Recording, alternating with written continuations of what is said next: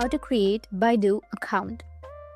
So if you want to create a Baidu account or register to a Baidu account without China number, then what you need to do is first you need to install the application.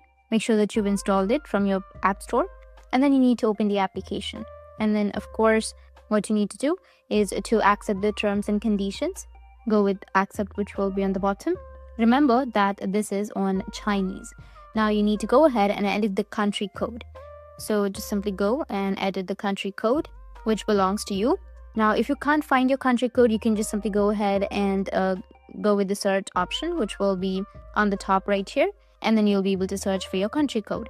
Once you find your country code, just simply go and select it, and then you need to enter your phone number. After that, go and click on the continue button. Make sure to click on the circle right here and then go with continue, and then you will receive a verification code. You need to enter the verification code right here. After entering the verification code, just simply go with continue. You can go ahead and you'll be able to use the Baidu app.